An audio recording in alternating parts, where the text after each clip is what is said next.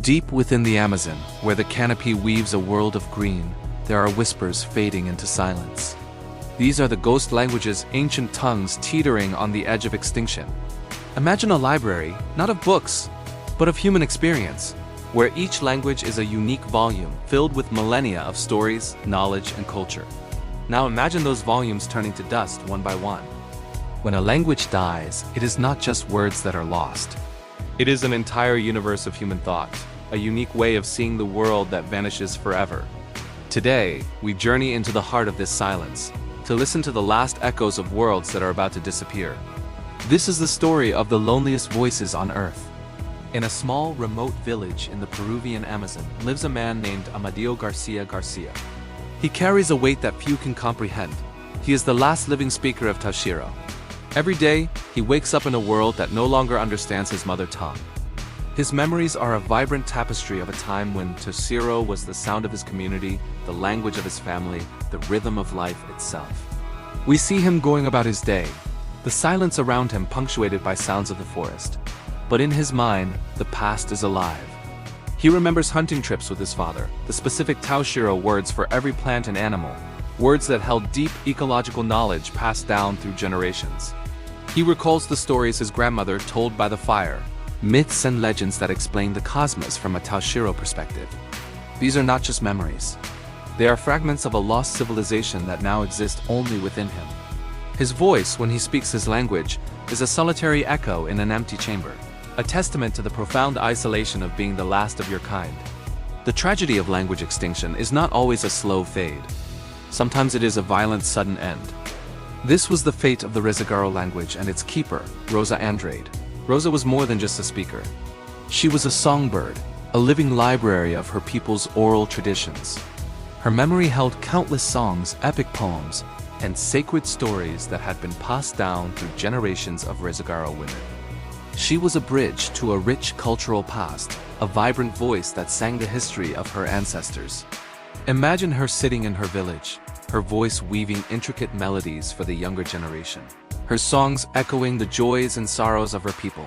But in 2016, this voice was brutally silenced. Rosa was murdered, and with her, the Rezagaro language, in its female lineage, was extinguished. It was not just a life that was taken. It was a culture that was attacked, a heritage that was violently ripped from the world. Her story is a chilling reminder that the forces driving language extinction, colonization, violence, and displacement are not relics of the past. They are active, destructive forces. They continue to erase human diversity in the most brutal ways imaginable. The silence left by Rosa's death is a deafening testament to this immense and irreversible loss. Sometimes the end comes not with a bang, but with a final, quiet breath. In a remote corner of Brazil, a man known only as Ora lived out his final days. He was the very last speaker of the Ora Ora language. For years, linguists tried to communicate with him to document his language, but he remained mostly silent, a solitary figure holding the key to a world no one else could enter. His story is one of ultimate finality. With the passing of Amadeo, the Taushiro universe will shrink to what has been recorded. With Rosa, a vital part of the Rezagaro universe was torn away. But with Ora, the door closed completely. When he passed away in 2025, the Ora Ora language went extinct. It is gone. There is no one left to speak it, no one left to dream in it, no one to remember its unique melody. Imagine a single light bulb in a vast, dark room. For decades, that light flickered, the last beacon of a lost world. Ora's life was that light, and his passing was the moment it went out for good, plunging an entire human experience into eternal darkness.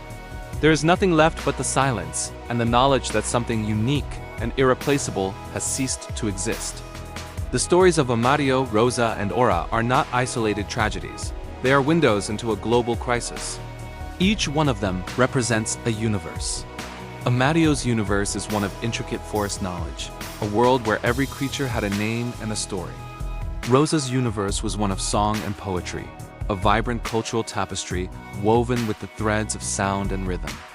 Ora's universe is now a complete mystery, a cosmos of thought and feeling that we will never get to explore.